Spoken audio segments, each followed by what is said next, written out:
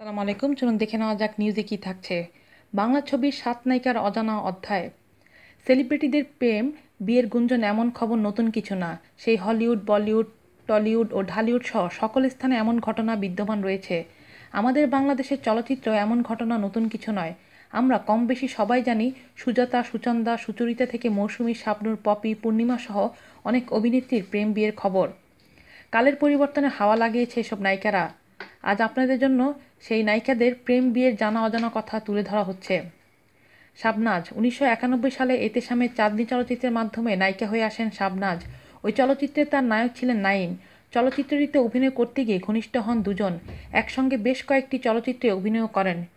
শুরু থেকেই তাদের প্রেম কাহিনী মিডিয়ার চাউর হয়, কিন্তু এই খবর তারা অস্বীকার করেন। অবশেষে ১৯৯৬ সালে বিয়ের পিঁড়িতে বসেন। অবসান ঘটান সব জল্পনা কল্পনার। মৌসুমী ১৯৯৩ সালে কেয়ামত থেকে কেয়ামত চলচ্চিত্রের নায়িকা হন মৌসুমী। শুরুতে এই চলচ্চিত্রের নায়ক সালমান শাহকে জড়িয়ে তার প্রেমের গুঞ্জন রটলেও পরে আরেক হার্টথ্রোব নায়ক ওমর সানির সঙ্গে মৌসুমীর প্রেমের খবর চলচ্চিত্রাঙ্গন সহ সর্বত্র ছড়িয়ে পড়ে। যথারীতি প্রথমে অস্বীকার, পরে বিয়ের বন্ধনে আবদ্ধ হন তারা। এরপরও অনেকের সঙ্গে জড়িয়ে মৌসুমীর প্রেমের গুঞ্জন রটলে এখনও মৌসুমী সানির সুখী দাম্পত্য জীবন অনেকের কাছে ঈর্ষণীয়।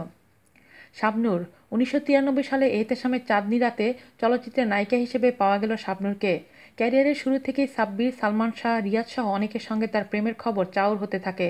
অনেক জল্পনা কল্পনার পর অস্ট্রেলিয়ার নাগরিকত্ব পাওয়া অনিক মাহমুদের সাথে বিয়েবন্ধনে আবদ্ধ হন ২০১৩ সালের ২৯শে ডিসেম্বর। তিনি পুত্র সন্তানের মাও হন।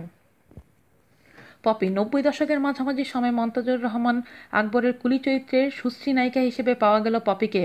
পরবর্তীতে শাকিল খানের সঙ্গে পপি অভিনয় করেন আমার ঘর আমার বেশ চলচ্চিত্রে। একসঙ্গে জুটি হয়ে বেশ কিছু চলচ্চিত্রে অভিনয় করেন দুজন, কিন্তু এই জুটি প্রথম চলচ্চিত্র থেকেই প্রেমের গুঞ্জনের জন্ম দেয়।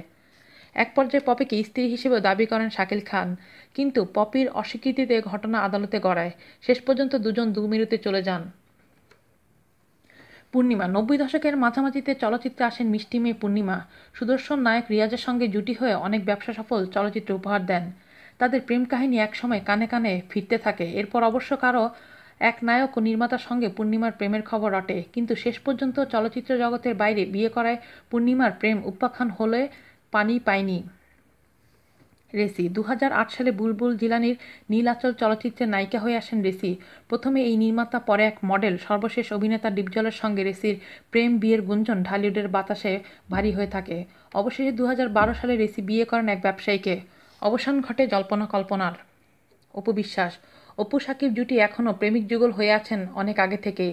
আর ইতিমধ্যে আমরা সবাই অবগত রয়েছি সাকিব অপুকে নিয়ে। বর্তমানে স্বামী সন্তান নিয়ে বেশ ভালোই আছেন অপু। আজ এ পর্যন্তই। আল্লাহ হাফেজ।